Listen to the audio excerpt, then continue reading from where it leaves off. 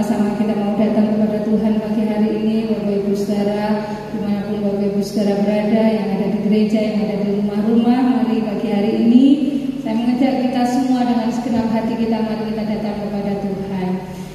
Tuhan Yesus baik bagi kita semua. Jelas pagi hari ini kita juga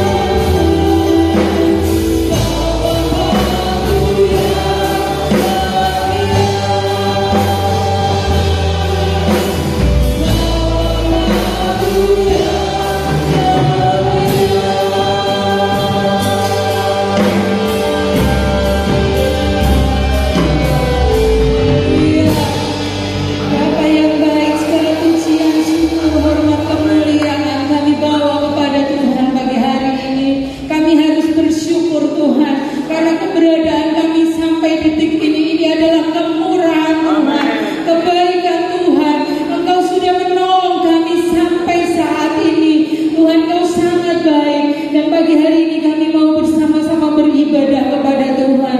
Kami mau bersama-sama membangun mesbah syukur di hadapan Tuhan. Itulah sebabnya mari Tuhan, Engkau ampuni kami, Engkau layakkan kami. Kami semuanya rindu berjumpa dengan Tuhan dalam ibadah kami pagi hari ini. Itulah sebabnya mari Tuhan, layakkan kami dan hadirlah Engkau di tengah-tengah ibadah kami. Hadirlah Engkau di dalam hati kami ya Tuhan, sehingga pagi hari ini kekuatan yang baru boleh kami terima ketika kami datang kepada Tuhan, memuji menyembah muliakan nama Tuhan. Semua yang beribadah di gereja, yang beribadah di rumah-rumah, dimanapun juga, kami mau buka hati untuk Tuhan bekerja atas kami semua. Mau memberkati setiap tim pelayan yang ada, memberkati setiap peralatan yang kami gunakan, memberkati kami semua siap untuk memuji menyembah muliakan nama Tuhan. Terima kasih Tuhan Yesus. Kami mulaikan ibadah kami, serahkan semuanya hanya di dalam nama Tuhan Yesus Kristus. Haleluya. Amin. Puji Tuhan. Haleluya. Haleluya.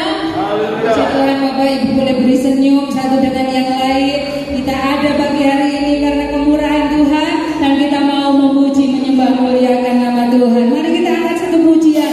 Ibadah itu dunia. Tuhanlah yang menjadi perlindungan dan kekuatan kita sekalian. Haleluya.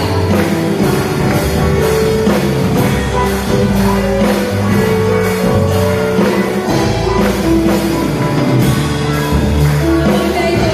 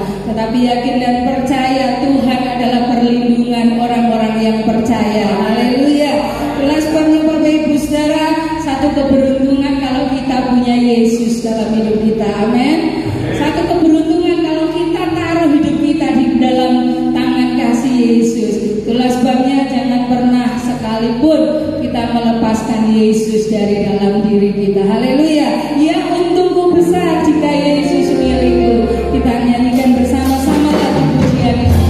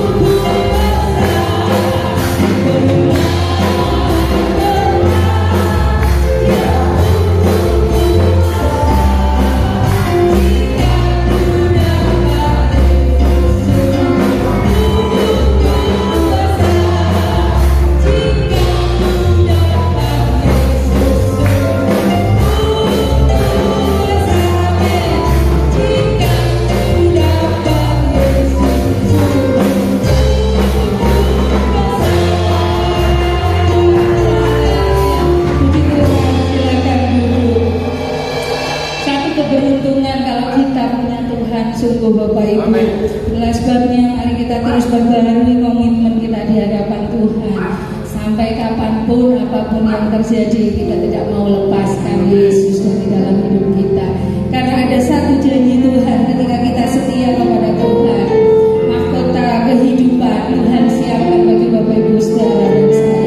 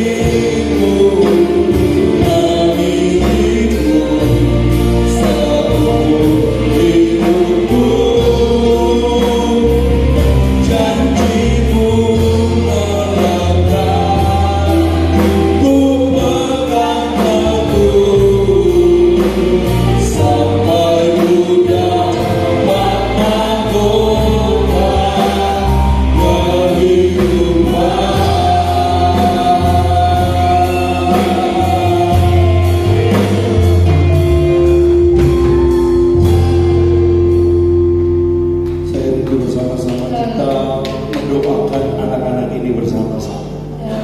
Caranya saudara angkat tangan di tempat di mana saudara duduk, saudara ikut mendoakan mereka. Kalau saudara tahu nama mereka dari jauh, sampaikan nama mereka.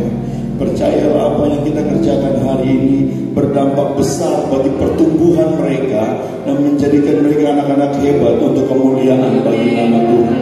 Bapa di surga, berkati tangan hamba. Biarlah hamba-Mu waktu menumpangkan tangan semua anak-anak yang ditumpangkan tangan hamba, mereka diberkati Tuhan. Mereka bertumbuh menjadi anak-anak yang takut akan Tuhan, anak-anak yang mengasihi Tuhan, anak-anak yang mempermuliakan Tuhan, anak-anak yang menyenangkan hati Tuhan. Terima kasih Tuhan, hamba akan memulai menumpangkan tangan hamba atas anak-anak yang hamba kasih di dalam nama Tuhan Yesus. Hamba berdoa kiranya berkat Allah, berkat Abraham, Ishak dan Israel menjadi bahagia anak Michael hari ini sampai selama-lamanya di dalam nama Tuhan Yesus Kristus. Hamba berdoa berkat Allah, berkat Abraham, Ishak dan Israel, berkat Tuhan Yesus Kristus menjadi bahagia anak Joshua. Hamba berdoa berkat Abraham, Ishak dan Israel, berkat Tuhan Yesus Kristus menjadi bahagia anak Tristan. Hamba berdoa berkat Abraham, Ishak dan Israel, berkat Tuhan Yesus Kristus menjadi bahagia anak Firman. Hamba berdoa berkat Abraham, Ishak dan Israel, berkat Tuhan Yesus Kristus menjadi bahagia anak Flo. Hamba berdoa berkat Abraham, Ishak dan Israel, berkat Tuhan Yesus Kristus menjadi bahagia anak Lois. Berdoa berkat Abraham, Ishak dan Israel, berkat Tuhan Yesus Kristus menjadi bahagia anak Yoel. Berdoa berkat Abraham, Ishak dan Israel, berkat Tuhan Yesus Kristus menjadi bahagia anak Noah. Hamba berdoa berkat Abraham, Ishak dan Israel menjadi bahagia anak Tristan di dalam nama Tuhan, anak Kristian di dalam nama Tuhan Yesus Kristus. Hamba berdoa berkat Abraham, Ishak dan Israel, berkat Tuhan Yesus Kristus menjadi bahagia anak Orli di dalam nama Tuhan Yesus Kristus. Hamba berdoa berkat Abraham, Ishak dan Israel menjadi bahagia anak El di dalam nama Tuhan Yesus Kristus. Hamba berdoa berkat Abraham, Ishak dan Israel menjadi bahagia anak Dev di dalam nama Tuhan Yesus Kristus. Hamba berdoa berkat Abraham, Ishak dan Israel, berkat Tuhan Yesus Kristus menjadi bahagia anak Asir. Hamba berdoa berkat Abraham, Ishak dan Israel, berkat Tuhan Yesus Kristus menjadi bahagia anak Sepan. Hamba berdoa berkat Abraham, Ishak dan Israel, berkat Tuhan Yesus Kristus menjadi bahagia anak Noe. Hamba berdoa berkat Abraham, Ishak dan Israel, berkat Tuhan Yesus Kristus menjadi bahagia anak Daniel. Hamba berdoa berkat Abraham, Ishak dan Israel, berkat Tuhan Yesus Kristus menjadi bahagia anak Farel. Hamba berdoa berkat Abraham, Ishak dan Israel, berkat Tuhan Yesus Kristus menjadi bahagia anak Esther. Berdoa berkat Abraham, Ishak dan Israel, berkat Tuhan Yesus Kristus menjadi bahagia anak Yusuf. Setiap anak-anak yang sudah hamba tumpangkan tangan, di mana hamba sebut nama mereka, turunlah kasih karunia Allah atas hidup mereka. Mereka bertumbuh menjadi anak-anak hebat, anak-anak yang luar biasa, anak-anak yang siap dipakai untuk kemuliaan bagi nama-Mu. Payung perlindungan Tuhan, pagar perlindungan Tuhan menjadi bahagia mereka. Berkati orang tua mereka, berkati keluarga mereka, bahkan semua yang sudah mendoakan. Hamba berdoa dalam nama Yesus, segala berkat yang sama, berkat yang terbaik dari surga menjadi bahagian kami hari ini sampai selama-lamanya di dalam berkat nama Tuhan Yesus Kristus. Melayani, mengasihi-Mu, mengirimu. Haleluya. Janji-Mu melekat, ku pegang teguh.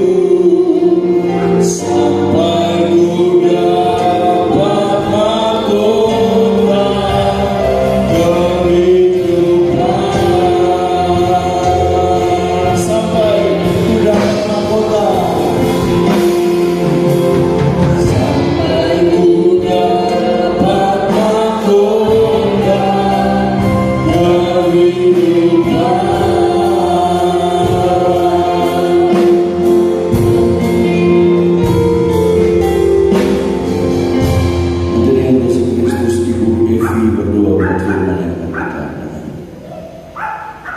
Hati kami limpah dengan ucapan syukur Tuhan Yesus karena kasih setia anugerah-Mu yang besar dalam kehidupan kami ya Tuhan. Makasih Tuhan. Yesus, inilah iman percaya kami kepada-Mu ya Tuhan. Inilah janji kami kepada-Mu ya Bapa. Haleluya. Kami mau melayani Engkau seumur hidup kami ya Tuhan Yesus. Kiranya Engkau selalu memegang tangan kami ya Tuhan, mengatur langkah kami dan menjadikan kami untuk lebih dekat dan setia kepada-Mu ya Tuhan Yesus. Bapa dalam kerajaan surga, kami sebentar kami akan terima sabda firman-Mu ya Tuhan. Kiranya Engkau mengampuni kami ya Tuhan Yesus, mengampuni kami dengan kuasa Kudus-Mu ya Tuhan, sehingga apa yang akan disampaikan hamba-Mu itu ya Tuhan Yesus boleh tertanam, boleh berakar dan berbuah-buah di dalam kehidupan kami. Berkatilah hamba-Mu yang akan menyampaikan sabda firman-Mu ya Tuhan Yesus, sembunyikan di bawah kaki salib-Mu dan biarlah hanya otoritas Allah saja yang turun atas hamba-Mu ya Tuhan. Terima kasih ya Tuhan, terima kasih ya Yesus. Kami bersedia untuk diam, kami bersedia untuk mendengarkan firman-Mu hanya di dalam nama Tuhan Yesus Kristus. Haleluya. Amin. Puji Tuhan, silakan duduk. Haleluya. Haleluya. Tuhan baik bagi kita dan hari ini Dia hadir di tengah-tengah kita. Dia pasti memberkati kita. Kita akan siapkan hati kita untuk kita dengar kebenaran firman Allah.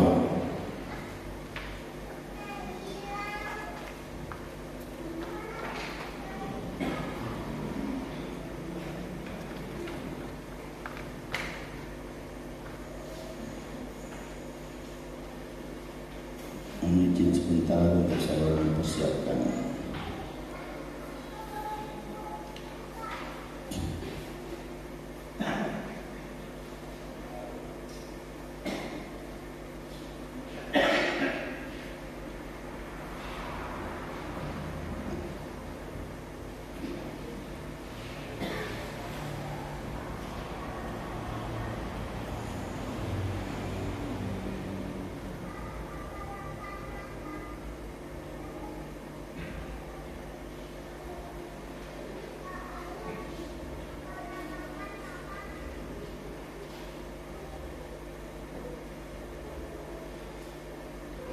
Sambil menunggu kita angkat lagu tadi Bapak Ibu. Tak akan pernah ku sesali mengiring Yesus sepanjang hidupku, lewati lembah air mata, ku saksikan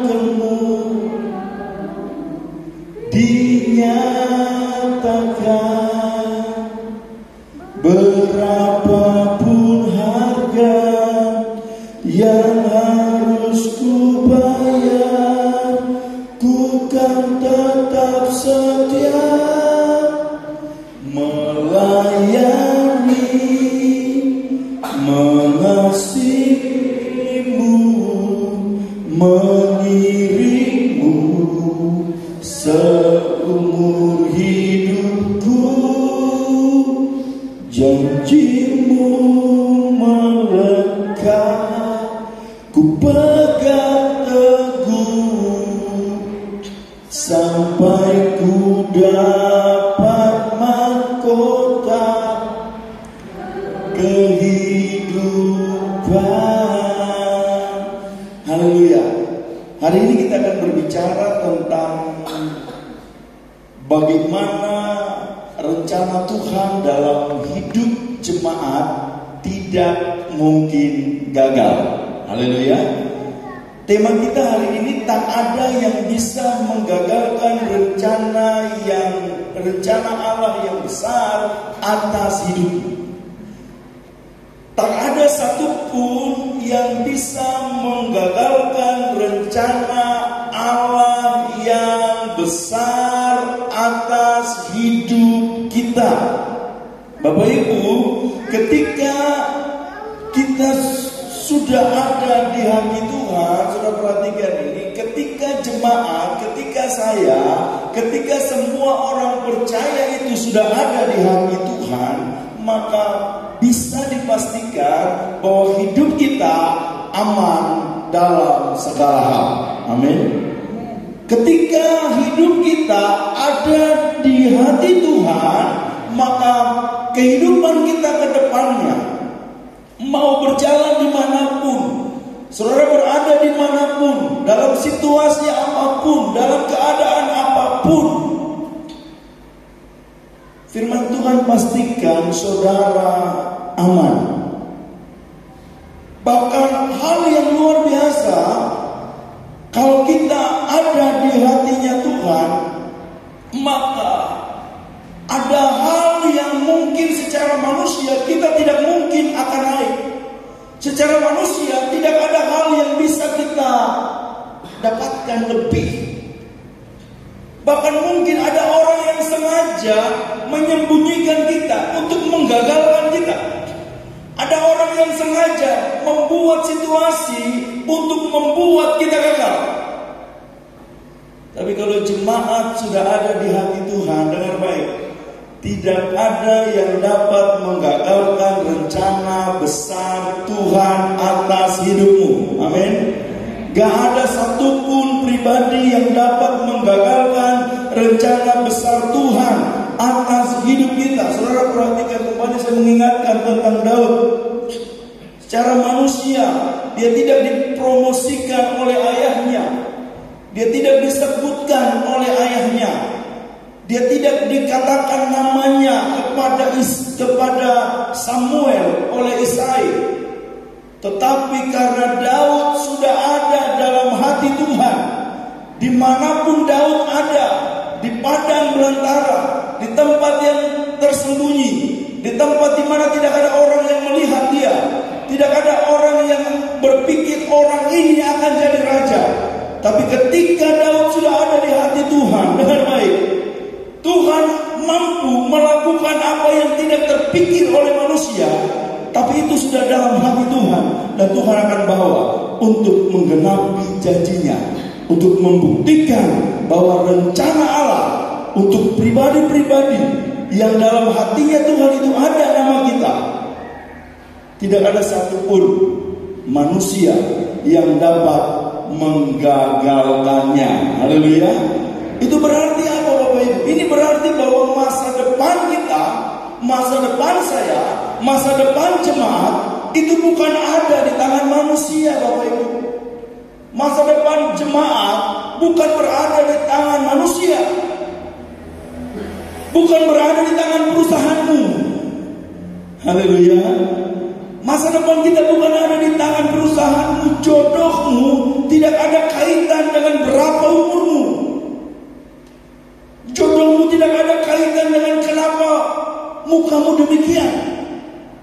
Coba kalau saudara lihat di TikTok, ada seorang cowok, maaf kata dalam tanda petik, bukan melecehkan, tapi mukanya sangat menyeramkan Bapak Ibu. Ada kelainan genetik atau apa, mukanya itu menyeramkan. Kalau secara manusia normal kayaknya nggak akan menikah seumur hidup, dan seisi keluarganya mukanya sama Bapak Ibu. Saya bisa lihat itu di TikTok, kan muncul terus tuh orang keluarga itu.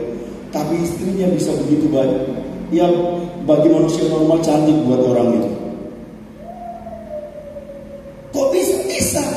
Jadi masalah hidup tidak tergantung dengan perusahaan, dengan uang. Masalah jodoh bukan karena umur, bukan karena fisik. Keturunan bukan karena usia. Dibuktikan Abraham 100 tahun, Sarah 90. Tuhan mampu kasih keturunan kepada mereka. Secara medis sudah selesai. Secara hukum alam sudah gak mungkin. Tetapi kalau Tuhan sudah berkehendak, dengar baik, kalau Tuhan sudah berkehendak, gak ada satupun yang dapat menghalangi rencana Allah yang besar terjadi atas hidup jemaat. Amin. Gak ada satupun.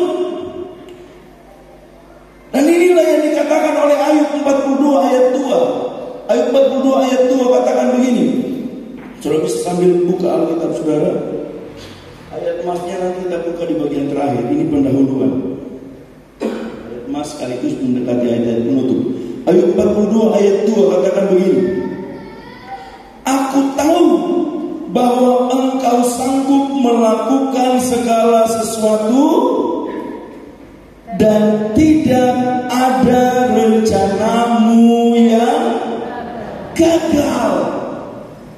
Aku tahu bahwa Engkau sanggup melakukan segala sesuatu dan tidak ada rencanamu yang gagal.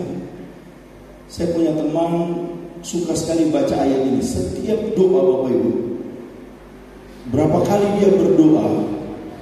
Kalau contohnya 10 kali dia berdoa dalam satu hari, 10 kali ayat ini dia baca.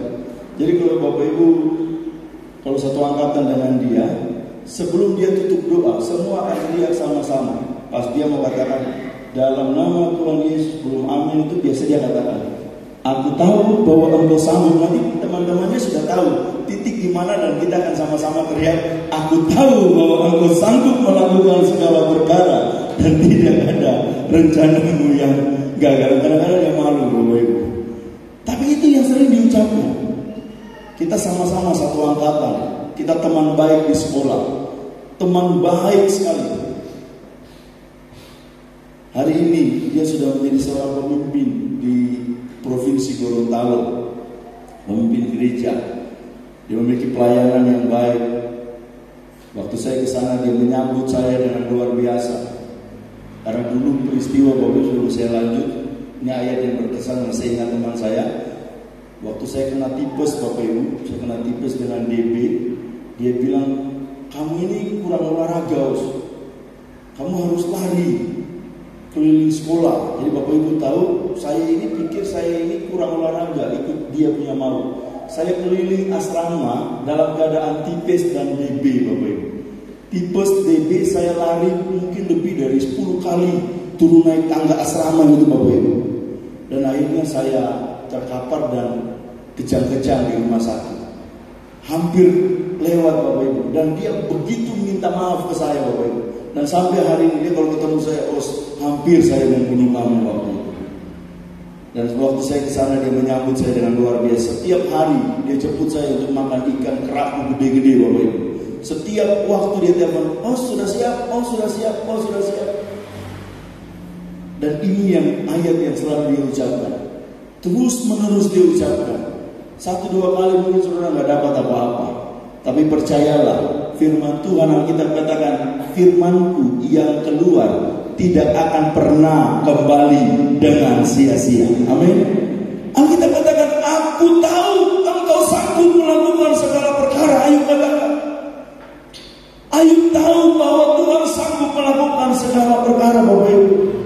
Apakah ini perkataan yang spontan tiba-tiba keluar saja, nggak ada peristiwa di belakang, nggak ada hal yang terjadi, tiba-tiba lagi duduk nonton atau duduk ngobrol-ngobrol ayat ini keluar? Tidak Bapak Ibu.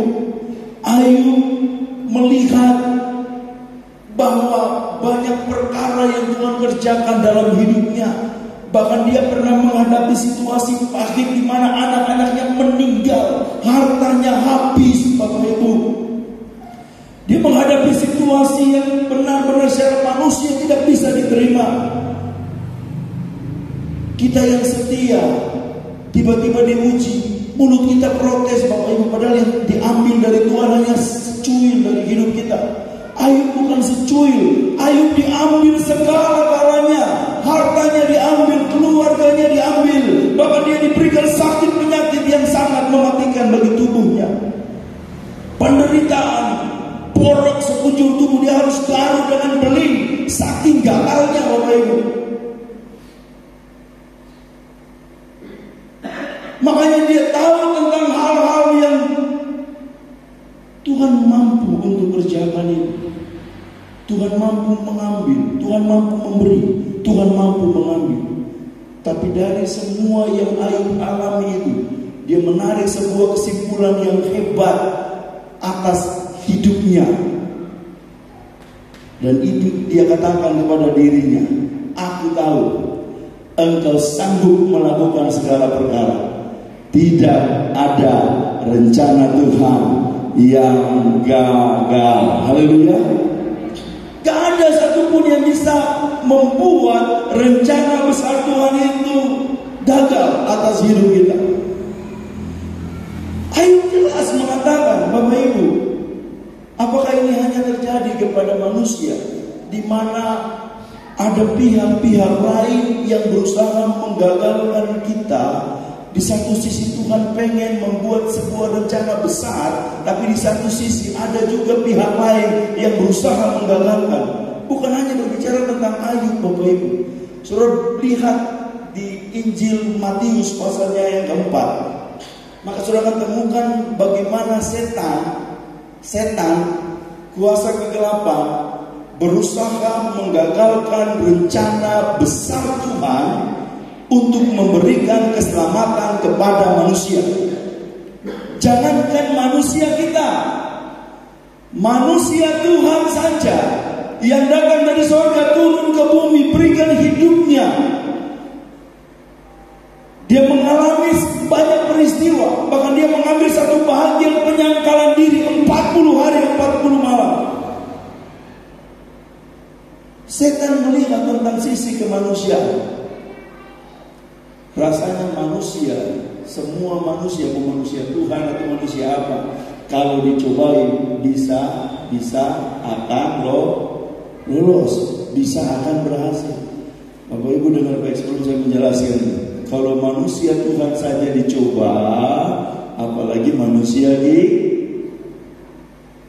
Tuhan itu waktu dicobai lagi selesai puasa. Orang yang selesai puasa saja setan akan apa? Coba, apalagi yang tidak.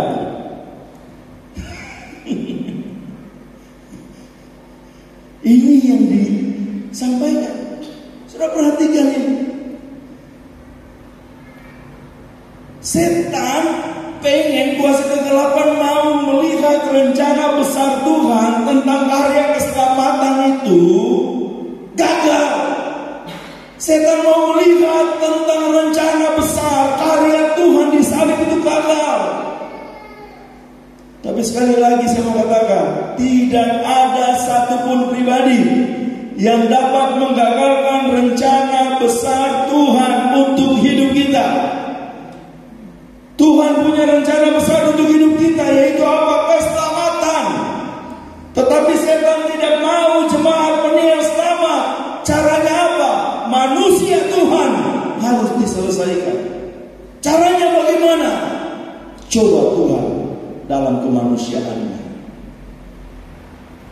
Dimulai pada waktu habis puasa 40 hari 40 malam. Setan pakai 3 cara untuk menggagalkan rencana besar Tuhan untuk hidup saya dan hidup saudara. Apa yang setan serang pertama? Yang setan serang pertama dalam kemanusiaan Tuhan kita Yesus Kristus, yaitu tentang perut. Tentang perut. Bapak Ibu, kalau sudah urusan perut, biasanya apa saja akan dilakukan. Kenapa kamu mencuri? Kalau saya sudah mencuri anak saya, makan apa? Makan berurusan dengan perut. Banyak orang rela meninggalkan Tuhan, urusannya perut. Apalagi kalau lagi lapar. Ada sebuah cerita lucu di Papua, Bapak Ibu. Mumpung nggak ada yang makan, saya cerita, ini cerita lucu Bapak Ibu ya. Kalau saudara nggak tahu berarti nggak lucu. Jadi ada seorang yang lapar, Bapak Ibu. Lapar sudah 3 hari nggak makan. Lalu dia jalan di sepanjang jalan, lalu dia ketemu kotoran model sama dengan pisang, Bapak Ibu. Dia mendekati kotoran itu dan dia katakan, ini pisang. Tapi dalam pikiran itu kotoran. Dan dia lihat pisang kotoran, pisang kotoran, pisang kotoran. Karena laparnya, mau gak mau dia pegang dengan iman itu apa? Pisang. Akhirnya dia bilang, pisang, kotoran. Ternyata dia pegang apa? Kotoran. Bapak Ibu Saudara, orang kalau sudah lapar, pikirannya beda. 40 hari, 40 malam, setan datang begini, Tuhan, Yesus, perhatikan, kalau Engkau anak Allah, ubah batu-batu ini menjadi roti. Tuhan bisa nggak ubah batu jadi roti? Bisa. Tetapi Tuhan nggak mau. Kalau Tuhan lakukan, rencana besar Allah atas hidup kita gagal. Haleluya. Lolos bagian yang kedua apa? Tentang harga diri, Bapak Ibu. Coba kita lihat sambil saudara memperhatikan dalam Matius pasalnya yang keempat, pasal 4 ayat 1 sampai ayat yang ke-11. Yang pertama tentang perut, yang kedua tentang harga diri. Bapak Ibu, manusia kalau sudah disinggung harga diri biasanya cenderung apa? Marah. Ayat 6 katakan apa? Lalu berkata kepadanya, jika engkau anak Allah, jatuhkanlah dirimu ke bawah, sebab ada tertulis mengenai engkau, ia akan memerintahkan malaikat-malaikatnya, dan mereka akan menentang engkau ke atas tangannya, supaya kakimu jangan terantuk kepada batu. Bapak Ibu perhatikan ini. Setan tahu hal yang biasa. Kalau manusia disentil bahagian ini mudah emosi. Setan serang harga diri. Manusia kalau sudah disinggung harga diri marah. Contoh, apa bisa kamu punya rumah sama saya? Kamu punya rumah modal saya bisa nggak? Kalau kita mampu biasanya, belum tahu kamu. Kita akan buat. Bisa nggak kamu pergi ke luar negeri? Kalau kita punya uang, kamu kira cuma kamu saja? Aku pergi juga. Kamu bisa nggak punya istri 3? Kamu kira cuma kamu yang bisa punya istri 3? Aku juga bisa. Kalau sudah disinggung harga diri, biasanya lepas kontrol, Bapak.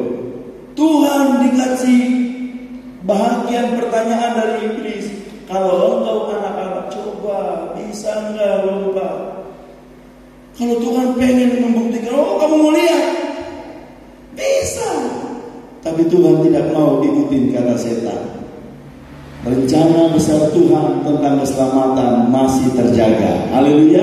Yang ketiga, tentang kekayaan. Pertanyaan bagi saya dan bagi kita semua, siapa yang gak mau punya uang banyak? Siapa yang gak mau kaya? Saudara kerja banting tulang, kepala jadi kaki, kaki jadi kepala. Bahkan kadang-kala kita lebih condong kepada pekerjaan daripada kita menyembah Tuhan, kita cari Tuhan. Buat apa? Kalau bukan kita mendapatkan pundi-pundi kekayaan itu. Wajar Bapak Ibu, manusia kita wajar. Saya gak mempersalahkan orang mau cari uang yang banyak. Enggak. Saudara merasa dengan uang saudara nyaman, gak apa-apa. Itu baik, tidak salah, tidak dosa Bapak Ibu. Semua orang pengen memiliki banyak kekayaan. Tapi perhatikan, Tuhan ditawarkan. Coba saudara lihat ayatnya yang ke-8. Ayatnya yang ke-8. Dan iblis membawanya pula ke atas gunung yang sangat tinggi, dan memperlihatkan kepadanya semua kerajaan dunia dengan kemegahannya. Iblis kasih lihat. Bapak Ibu, kalau Bapak Ibu ditanya, mau ini enggak? Mau ini enggak? Mau mobil ini enggak? Mau ini enggak? Mau ini enggak? Pasti langsung mau.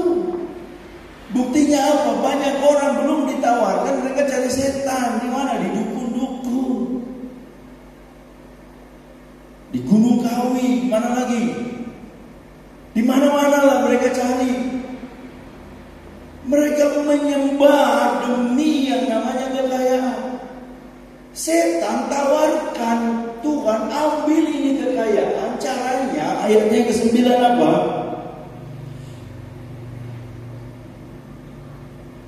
Dan berkata kepadanya, semua itu akan kuberikan kepadamu jika engkau sujud menyembah aku.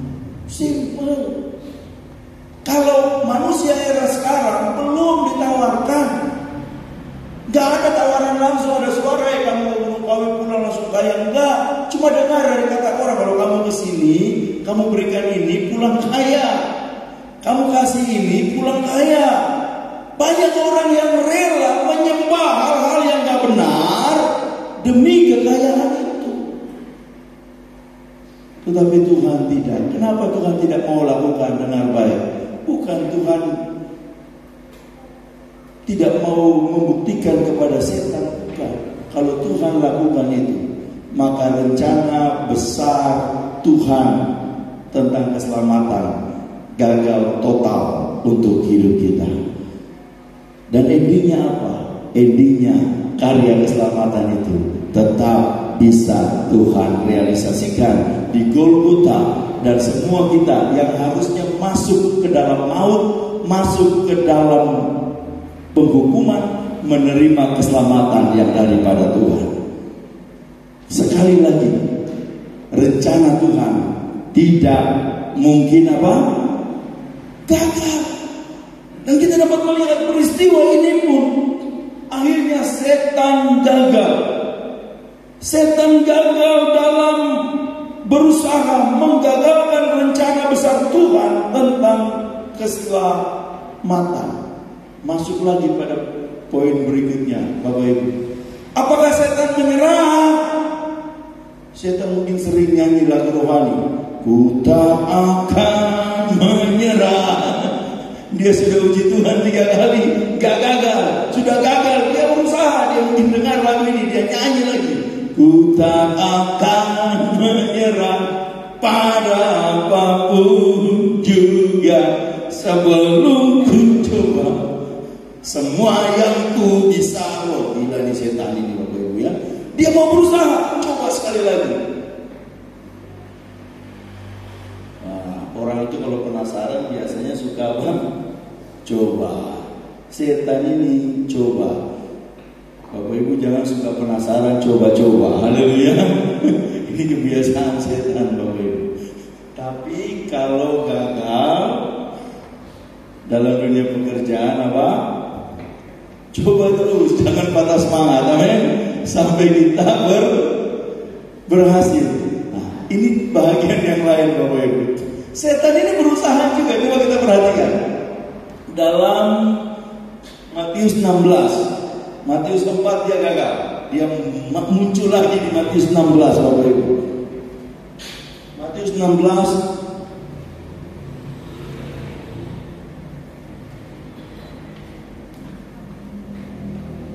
ayatnya tadi ya Bapak Ibu ya.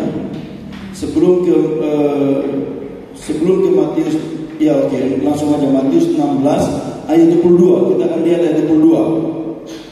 22 sampai 23, kita lihat dulu ayat 22 tentang rencana setan. Ayat 22 kita baca sama-sama. 1, 2, 3. Tetapi Petrus menarik Yesus ke samping dan menegur dia, katanya, Tuhan, kiranya Allah menjauhkan hal itu sekali-kali tak akan menimpa engkau.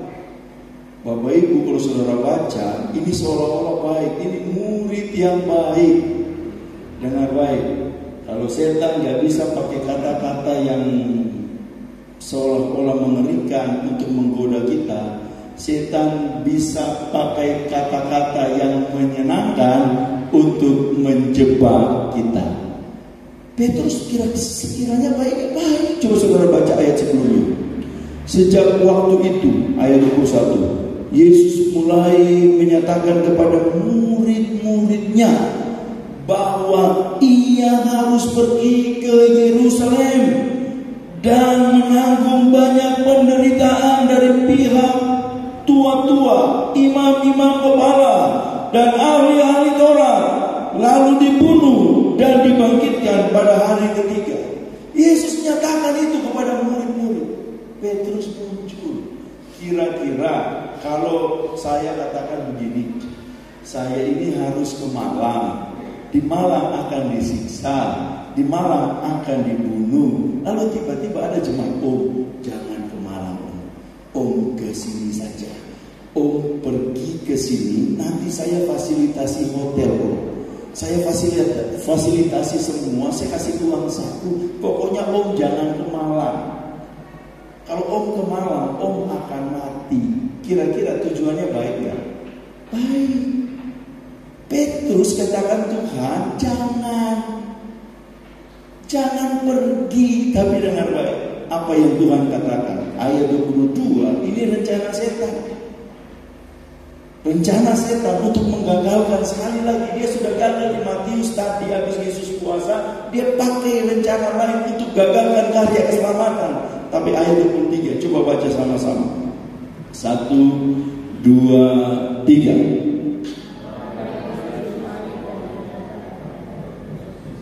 Nyala iblis, engkau satu batu sandungan bagiku, sebab engkau bukan memikirkan apa yang dipikirkan Allah, melainkan apa yang dipikirkan. Yesus katakan, enyahlah engkau iblis. Amsal katakan begini, Amsal 16 ayat 1. Manusia boleh membuat rencana, tetapi Allah yang memberi keputusan. Haleluya. Setan berusaha menggagalkan peristiwa padang gurun. Setan berusaha menggagalkan lewat peristiwa cerita Yesus kepada murid-murid dan direspon oleh Petrus untuk membuat gurunya tidak kenapa-kenapa di Yerusalem. Tetapi sekali lagi, rencana besar Tuhan adalah keselamatan bagi seluruh umat manusia. Amin. Ini rencana besar. Dan rencana besar ini tak ada satupun yang dapat menggagalkan rencana itu atas hidup saya dan hidup saudara. Bapak Ibu Saudara, lewat peristiwa ini Tuhan mau kasih tahu kepada kita semua rencana yang Tuhan buat untuk kita. Ingat, keselamatan bukan tentang hewan atau malaikat. Keselamatan itu tentang kita. Dan semua yang tentang kita, dengar baik, semua yang tentang kita tidak mungkin gagal kalau itu Tuhan sudah rencanakan. Amin. Ketika Tuhan sudah rencanakan, tidak akan mungkin satupun pribadi yang bisa menggagalkan. Dan kita dapat melihat bahwa ending daripada peristiwa lepas peristiwa Yesus Kristus, dia akhirnya berhasil naik di puncak Golgota, terpaku di kayu salib, menyelesaikan tugasnya, mencurahkan darahnya, memberikan hidupnya, dan oleh bilur-bilur kita menjadi sembuh. Amin. Kita menerima keselamatan daripada Tuhan. Kembali ke tema kita, tidak ada yang dapat menggagalkan rencana Allah yang besar atas hidup kita. Bagian terakhir, jadi pertanyaan, apa yang menjadi alasan untuk kita meyakini hal ini? Apa yang menjadi alasan untuk kita meyakini bahwa rencana besar Tuhan tidak mungkin gagal? Hari Kamis kemarin saya bawa tentang Yeremia pasal 1 ayatnya yang kelima. Di sana dijelaskan Tuhan sudah mengenal kita jauh sebelum kita ditenun oleh Tuhan sendiri dalam rahim ibu kita. Luar biasa. Yang menjadi alasan bahwa kita harus yakin bahwa rencana besar Tuhan gak mungkin gagal untuk hidup kita, karena Tuhan sudah mengenal kita sebelum dia tenun kita dalam rahim ibu kita. Bahkan dijelaskan lebih lagi bahwa Dia mengenal kita jauh melebihi kita mengenal diri kita sendiri. Bahkan dijelaskan begini dalam ayat 10, dalam Yeremia pasal 1 ayat yang ke-10 katakan begini. Ketahuilah pada hari ini aku mengangkat engkau atas bangsa-bangsa dan atas kerajaan-kerajaan untuk mencabut dan merobohkan, untuk membinasakan dan meruntuhkan, untuk membangun dan menanam. Saudara perhatikan untuk hal ini. Di sana dijelaskan apa yang kita lakukan nantinya. Jadi sebelum dibuat, sebelum taruh dalam rahim, apa yang akan dilakukan itu Tuhan sudah tahu. Setan nggak tahu, Tuhan tahu. Apakah kita masih ragu bahwa rencana Tuhan yang besar atas hidup kita nggak mungkin gagal? Amin. Amin. Jadi kalau orang masih ada yang ragu akan janji Tuhan, keterlaluan Bapak Ibu Saudara. Akhirnya apa yang terjadi? Tidak ada yang bisa menggagalkan. Termasuk pribadi Yeremia. Kalau saudara baca, Yeremia sempat tawar-menawar dengan Tuhan. Yeremia pasal 1 ayatnya yang ke-6. Coba saudara baca 1, 2, 3. Maka aku menjawab, Tuhan Allah, sesungguhnya aku tidak pandai bicara, sebab aku ini masih muda. Jangankan orang lain, kita sendiri pun gak bisa menggagalkan rencana besar Tuhan. Makanya Alkitab katakan manusia boleh berencana, saudara boleh berencana apa saja. Aku gak mau lagi ikut Tuhan, aku kecewa sama Tuhan. Tapi kalau Tuhan punya rencana besar, aku gak mau melayani. Kalau Tuhan punya rencana besar, Yeremia katakan, aku gak pandai ngomong Tuhan, aku masih muda. Tuhan katakan, enggak, sebelum aku membentuk engkau, aku udah kenal kamu. Bahkan apa yang akan kamu lakukan, aku udah tahu. Kamu akan jadi nabi, kamu akan jadi orang yang jadi berkat bagi bangsa-bangsa. Dan Tuhan tahu. Bapak Ibu Saudara,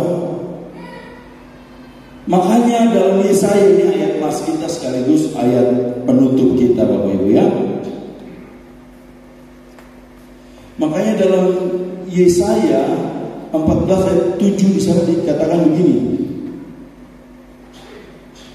Yesaya ini temannya Yeremia Bapak Ibu ya. Mereka soulmate, beda 1-2 lembar. Yesaya pasal 14, saudara perhatikan ayatnya yang ke-27. Ayat mas biasa di belakang, di depan, saya taruh di belakang sebagai ayat kunci kita. Yesaya 14 ayatnya yang ke-27, kita baca ayat ini secara bersama-sama dengan hitungan yang ketiga. 1, 2, 3. Lebih keras lagi, harus serentak sama-sama ya. 1, 2, 3.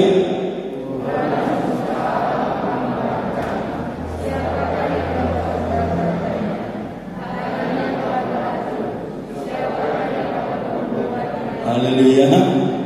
Alkitab mengatakan Tuhan semesta alam telah merancang siapa yang dapat menggagalkannya. Makanya Alkitab katakan, firman-Ku yang keluar dari mulutku takkan pernah kembali dengan sia-sia. Dan jemaat Tuhan yang Tuhan Yesus kasih, dan kita dapat melihat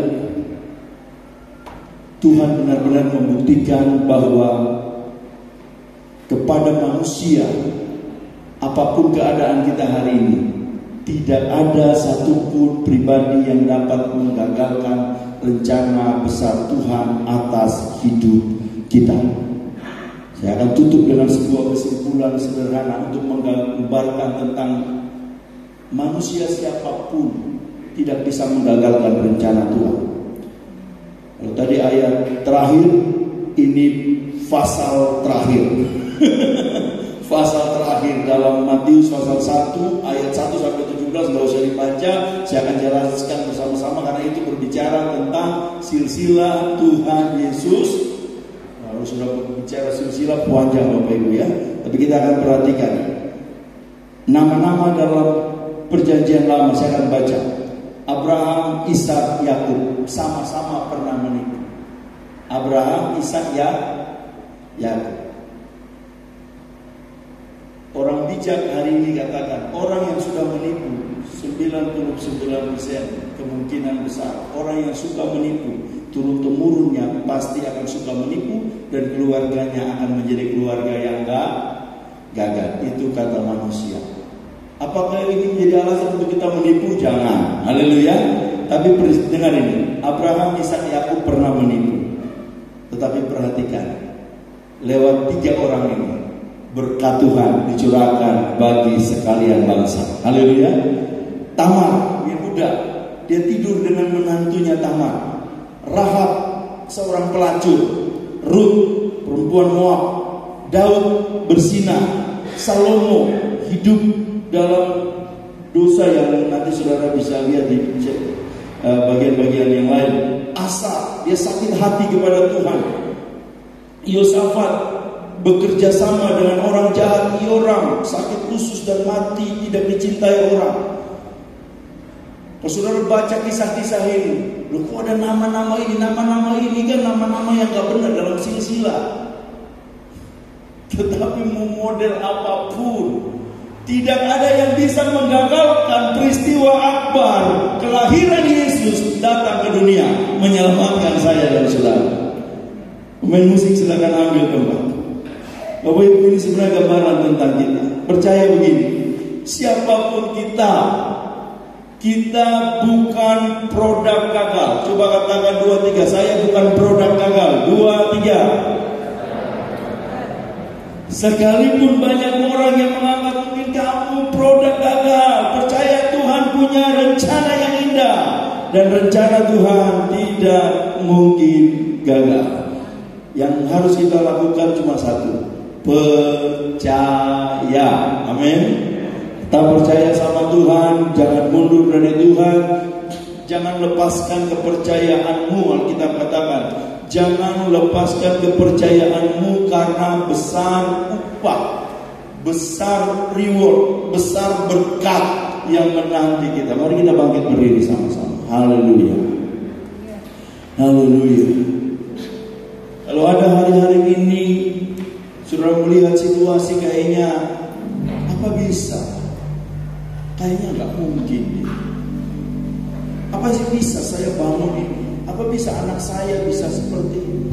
Yakin saja. Alkitab katakan kalau Tuhan yang buka, tak ada satu pun yang dapat menutup. Kalau Tuhan yang mengangkat, tak ada satu pun yang dapat menurunkan kita.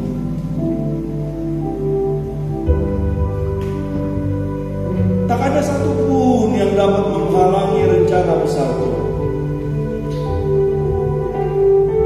Tak ada satu pun yang dapat menghalangi rencana besar Tuhan dinyatakan atas hidup. Setan atau siapapun, tak ada yang dapat menghalangi. Ingat, kalau Tuhan yang buka, tak ada satu pun yang dapat menutup. Tapi kalau Tuhan sudah tutup, gak ada satu pun yang dapat menutup. Ketika Tuhan buka laut beraut, laut kosong, tak ada satu pun yang dapat menutup laut itu.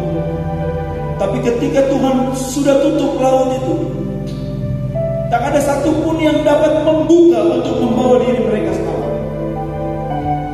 Jadi kalau Tuhan yang buka pintu rezeki bagi saudara, rezeki itu beda dengan gaji, Bapak Ibu. Kalau gaji saudara dapat karena kerja keras saudara. Tapi rezeki seperti yang firman Tuhan katakan, kepada orang yang dikasihinya, Tuhan memberikannya pada waktu yang hidup.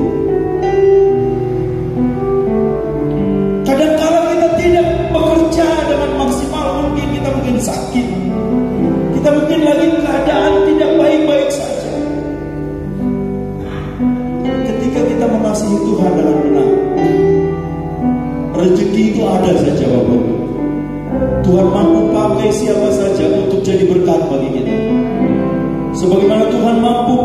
burung gagak untuk memberkati Elia dengan roti dan daging. Tuhan pakai janda sarfat untuk memberkati Elia. Begitu juga dengan kita. Tuhan bisa pakai siapa saja.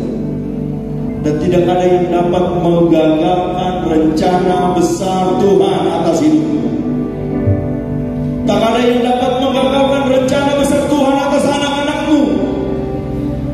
Orang mungkin mengatakan, anakmu nanti bagaimana? Dia masih bisa kah? Kayaknya berat. Kayaknya ada yang salah. Manusia itu yang salah. Tidak ada yang dapat menghakimi kita untuk gagal. Karena Tuhan menciptakan kita untuk memiliki hari depan yang penuh dengan pengharapan. Mari kita belajar untuk menyerahkan semua masalah kita kepada Tuhan. Apapun permasalahan hidup hari ini, serahkan ke Tuhan. Kalau kita sudah serahkan, percayalah, tak ada yang dapat menggagalkan rencana besar Tuhan atas hidup. Segala perkaraku ku serahkan padamu, Allah pembelaku.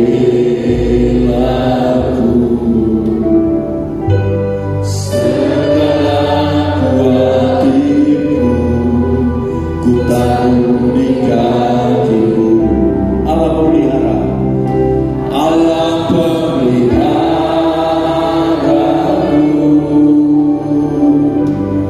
Bila kau yang membuka pintu, tak ada satupun yang dapat menutupnya.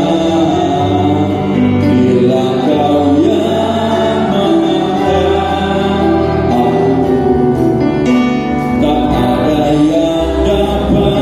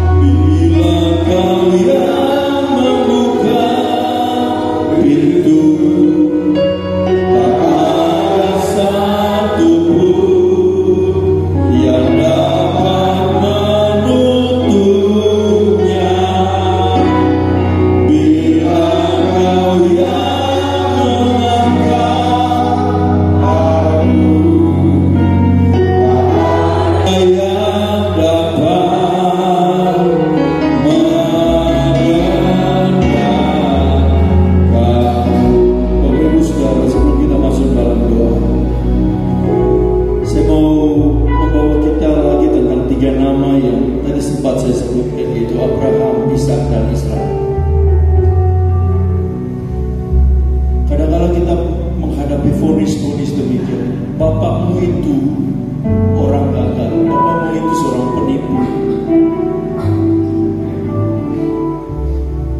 Mungkin opamu seorang penipu, bapakmu juga penipu. Sekarang kamu penipu, mau jadi apa kamu?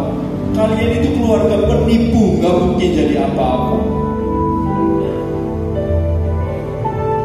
manusia boleh memvonis kita. Dengar baik, manusia boleh melihat apa yang di hadapan dan mengatakan kamu produk gagal. Tapi Tuhan katakan kamu diciptakan untuk berhasil. Sebab aku mengetahui rancangan-rancangan apa yang ada padaku mengenai kamu, yaitu rancangan damai sejahtera, memberikan kepadamu hari depan yang penuh dengan pengharapan. Hanya orang bodoh yang mengatakan saya produk gagal. Hari ini dalam rumah Tuhan katakan saya produk terbaik yang dipersiapkan Tuhan untuk menikmati begitu banyak berkat Tuhan. Bila kau yang membuka pintu, tak ada satupun yang dapat menutupnya. Bila kau yang mengangkat aku, tak ada yang dapat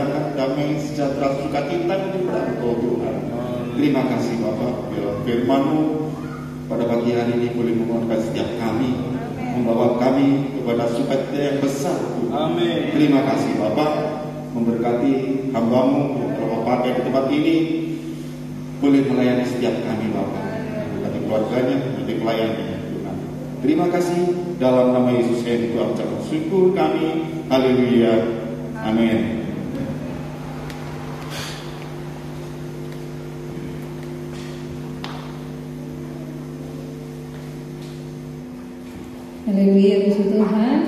Tuhan sedang memberkati kita dalam ibadah hari ini, Bapak Ibu Saudara. Sudah tiba di bagian penghujung acara ibadah kita. Kami mengucapkan banyak terima kasih kehadiran dan pelayanan Bapak Ibu Saudara. Kita sudah mengerjakan yang terbaik untuk Tuhan. Berkat Tuhan yang terbaik juga menjadi bagian Bapak Ibu Saudara dan saya. Puji Tuhan. Terima kasih dan selamat datang khusus bagi Bapak Ibu Saudara yang mungkin masih baru pertama kali mengikuti ibadah di tempat ini yang ada di bagian belakang. Ya, selamat datang dan kiranya Tuhan memberkati. Juga keluarga Pak Andri dari Surabaya hari ini juga boleh beribadah bersama-sama dengan kita. Kiranya Tuhan memberkati kita sekalian. Haleluya. Pengumuman kegiatan sepanjang minggu ini Bapak Ibu Saudara akan kembali berjalan seperti biasa. Hari Selasa kaum wanita jam 5 sore, hari Kamis ibadah gabungan jam 6 sore, hari Jumat ibadah puasa dan doa bersama jam 3:30 sore di gereja, Sabtu Pemuda Remaja jam 6 sore, dan hari Minggu depan ibadah raya seperti hari ini jam 8 pagi. Mengucapkan banyak terima kasih buat Bapak Ibu Saudara yang sudah memberikan persembahan di tempat yang sudah disediakan di belakang, baik Bapak Ibu Saudara yang mengembalikan milik Tuhan, persepuluhan milik Tuhan, kiranya Tuhan juga memberkati sesuai dengan janji kebenaran firman Tuhan.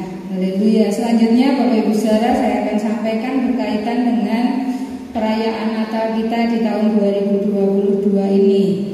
Dengan beberapa pertimbangan untuk perayaan Natal yang sedianya akan diadakan tanggal 11 dimajukan, yaitu menjadi tanggal 8 Desember, hari Kamis tanggal 8 Desember jam 2 siang di tempat ini untuk ibadah perayaan Natal. Untuk rangkaian Natal jadi tanggal 8, selanjutnya tanggal 24 malam, tanggal 25 sampai dengan tahun baru nanti malam kunci tahun tanggal 31 dan tanggal 1 Januari.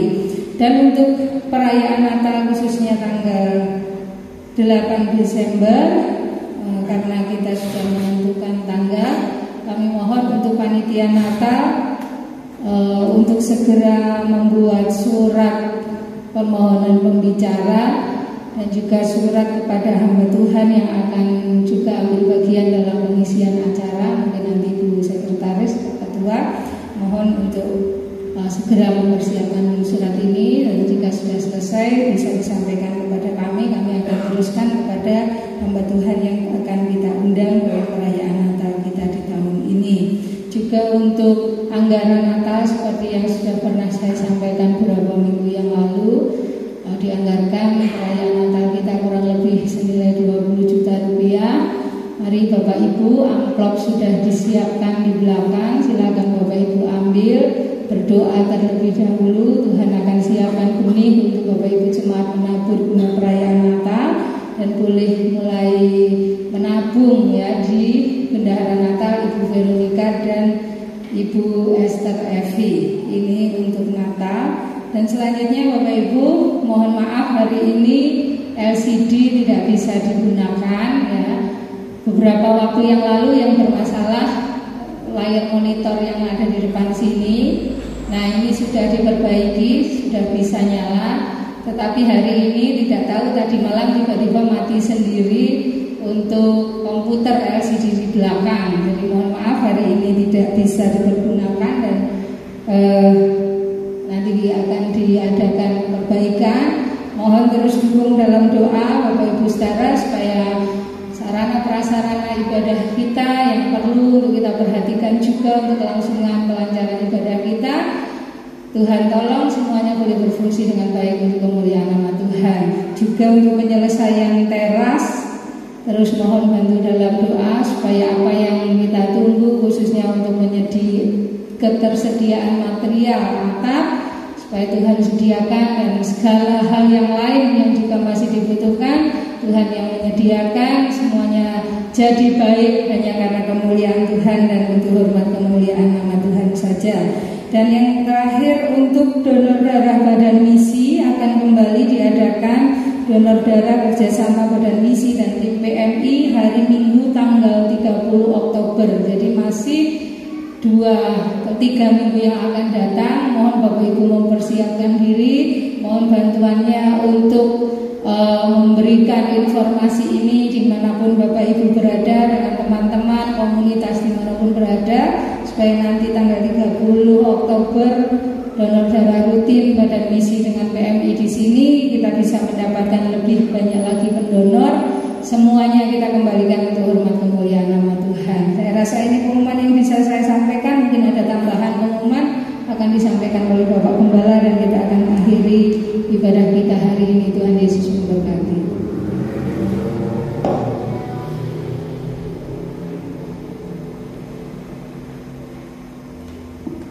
Tuhan, tidak ada lagi tambahan pengumuman, saling mendoakan saja terus satu dengan yang lain, supaya kita semakin hari semakin kuat, semakin diberkati bersama-sama, semakin hidup dalam kebenaran Tuhan, dan kita jadi berkat bagi banyak orang. Mari kita bangkit berdiri, kita akhiri ibadah kita pada siang hari ini.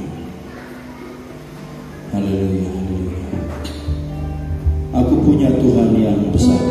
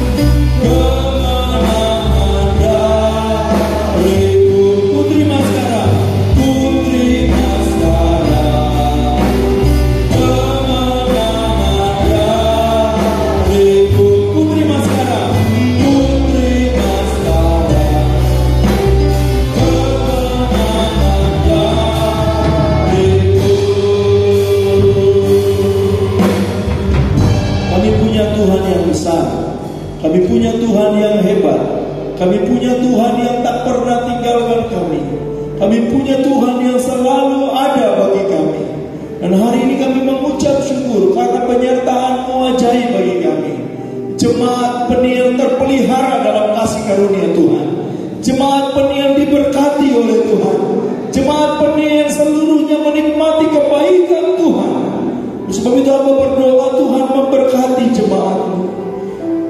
Pribadi lepas pribadi yang bekerja, baik sebagai pegawai negeri, pegawai swasta, wira swasta, pekerja tani, bangunan, sopir, mereka yang bekerja di laut, Bapak Ibu, haleluya, Bapak Ibu jemaat Tuhan yang bekerja di laut, Tuhan campur tangan, Tuhan memberkati. Kamu berdoa buat saudara Bapak Melki, Tuhan campur tangan, Tuhan memberkati Agung, di mana saja berada, pemeliharaan Tuhan menjadi bahagian saudara-saudara kami, rekan-rekan kami ini Tuhan. Hamba berdoa buat semua jemaat Peniel dimanapun berada, kasih karunia-Mu menjadi bahagian jemaat-Mu. Apapun yang jemaat-Mu lakukan, kalau hari ini jemaat-Mu sedang berada dalam keputusasaan, dalam pergumulan yang berat, Engkau campur tangan, Engkau memberkati dalam nama Yesus. Ada yang sakit Tuhan sembuhkan dalam nama Yesus. Ada yang lemah Engkau kuatkan dalam nama Yesus. Ada yang susah Engkau hiburkan dalam nama Yesus. Ada yang hari-hari ini berada dalam situasi yang berat. Mereka yang bergumul buat anak-anak, mereka yang bergumul buat masalah-masalah yang mungkin berat bagi mereka. Tuhan campur tangan bagi hidup jemaat. Hamba rindu Tuhan waktu jemaat-Mu keluar dari ruangan ini, mereka boleh mendengar tentang Tuhan sedang bekerja dalam hidup mereka. Tuhan memberkati hidup mereka. Tuhan mengerjakan perkara yang ajaib dalam hidup mereka. Tuhan campur tangan bagi umat-Mu ya Tuhan. Hamba berdoa buat pekerjaan Tuhan, Engkau memberkati dalam peribadatan, dalam pelayanan-pelayanan yang kami kerjakan. Pribadi-pribadi yang terlibat dalam pelayanan, kami berdoa buat panitia anak, kami berdoa buat badan misi dengan program donor darah, kami berdoa buat persiapan latihan, berdoa buat surat-surat yang akan kami persiapkan untuk dikirim kepada pembicara, kepada bintang tamu, kepada pejabat yang ada di lingkungan kecamatan Kalipare. Tuhan yang campur tangan, bahkan persiapan-persiapan kami yang lain, haleluya, untuk pembuatan depan gereja, penyelesaian kamar mandi dan lain sebagainya. Engkau Allah yang punya tempat ini, Engkau yang akan memberkati kami untuk jadikan tempat ini tempat yang menyenangkan hati Tuhan. Terima kasih Tuhan, terpujilah nama-Mu. Kami bangga punya Allah seperti Engkau. Semua yang sudah ambil bagian, semua yang sudah terlibat dalam pelayanan, semua yang sudah memberi waktu, hidup, harta untuk pelayanan pekerjaan Tuhan, Engkau memberkati mereka ya Tuhan. Berobot semua jemaat yang hari ini sudah hadir beribadah memuliakan Tuhan, memberi persembahan mereka dengan ketaatan dan kesetiaan mengembalikan persepuluhan milik Tuhan. Engkau memberkati jemaat-Mu, balas berlipat kali ganda sesuai dengan janji kebenaran firman Allah. Beberapa jemaat-jemaat yang akan kembali keluar kota, keluarga daripada Pak Andri, Bu Winturi dan anak-anak, dari kami Astin, Ibu Deborah yang akan juga kembali ke Sidoarjo. Juga berdoa buat jemaat Tuhan yang lain yang bekerja di luar kota. Tuhan yang campur tangan, Tuhan yang memberkati, Tuhan yang menjagai, Tuhan yang melindungi, Tuhan yang memberikan perlindungan. Terima kasih Tuhan, terpujilah nama-Mu. Semua hari ini kami menikmati berkat kasih dan kemurahan Tuhan. Ini doa kami akhiri ibadah kami, ibadah yang kami rindu menyenangkan hati Tuhan, di dalam berkat nama Tuhan Yesus Kristus. Mari kita angkat kedua tangan, kita terima berkat. Saudaraku yang kekasih Tuhan Yesus Kristus, bawa pulanglah berkat yang daripada Allah Bapa di surga, cinta kasih sayang dari Tuhan Yesus Kristus, persekutuan Roh Allah yang kudus menyertai jemaat